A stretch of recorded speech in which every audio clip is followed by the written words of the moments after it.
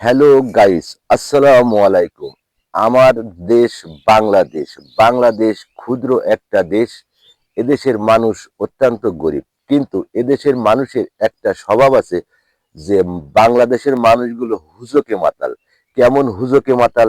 চলুন আজকে আপনাদের আমি কিছু দৃশ্য দেখাবো। দৃশ্যগুলো দেখানোর পরে বুঝবেন আসলে হুজুকে মাতাল কেন বলা হয়েছে।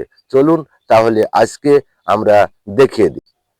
গ্রামের একটা ছোট্ট সুন্দর জায়গা আপনাদের আমি দেখিয়ে দেব যে এই ছোট্ট সোনার জায়গাটা যে কতটুক জায়গায় যে কতটুক একটা পুকুর তৈরি হতে যাচ্ছে।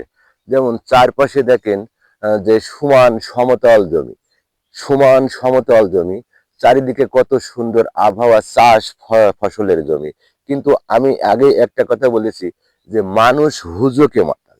এই হুজুকে মাতাল এই জন্য বলেছি, এখানে দেখেন যে মাত্র হয়তো 1 বিঘা জমি আছে, কিন্তু ইনার মন চেয়েছে এই 1 বিঘা জমির পরেই তিনি পুকুর তৈরি করে নিচ্ছেন। মাত্র 1 বিঘা জমির পরেই পুকুর তৈরি করে নিচ্ছেন।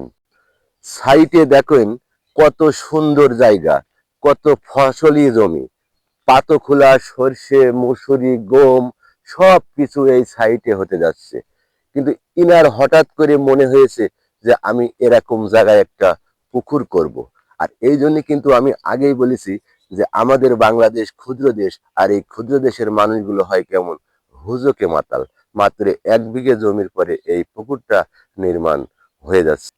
বাংলাদেশে প্রবাদে একটা কথা আছে যে আমরা মাছে ভাতে বাঙালি, কিন্তু মাছে ভাতে বাঙালি কিন্তু আমাদের ভাতটা হলো আগে, মাছটা হলো পরে। তার মানে এই না যে এই সমতল জায়গাগুলো কেটে এই সামান্য পুকুরের গভীরতা তৈরি করতে হবে। মাত্র 1 বিঘে জমির পরে এই পুকুরটা তৈরি হতে যাচ্ছে। একেই বলা হয়েছে বাঙালি হুজুকে মাতাল। আমি কিন্তু আপনাদের চতুর সাইডটা ভিডিও করে দেখাতে যাচ্ছি, যে চতুর সাইডটা ভিডিও দেখলে কিন্তু আপনারা অবশ্যই বুঝতে পারবেন যে কোন জায়গা থেকে কোন জায়গা, কোন হিসেব কিতাবে এই জিনিসটা তৈরি হতে যাচ্ছে। তাই সব সময় আমি বলতে চাই যে মানুষের বিবেক বিবেচনা হিসেব করে করে সবকিছু ঠিকঠাক করা উচিত। আর যদি ভুল পথে হাঁটেন তাহলে সে দেশের কখনো উন্নতি হবে না। পুকুরের পাশেই একটা মুরব্বী ভুঁই নিড়ানো কাজ করছে, আমরা তার মাধ্যমে জিজ্ঞাসা করব পুকুরটা কেটে দেশের কতটুকু উন্নতি হবে এবং কতটুকু ভালো হবে এবং কতটুকু ক্ষতি হবে। চলুন মুরব্বীর কাছ থেকে আমরা জেনে নিই। আসসালামু আলাইকুম চাচা। ওয়ালাইকুম আসসালাম। বলছি এই যে পুকুরটা তৈরি হলো, এই পুকুরটায় আসলে তিনি কতটুকু লাভবান হবে একটু বলেন তো।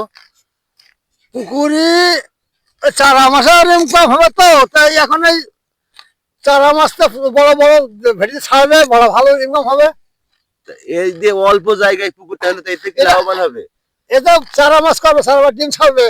চতুর সাইডে তো আপনার হচ্ছে চাষবিহীন হিসেবে জমি, চতুর সাইডে এবার ক্ষতি হবে, একটু ক্ষতি হবে, তাহলে কি করবে? এখন ওই জমি একটু বেশি আছে বলে এই করছে।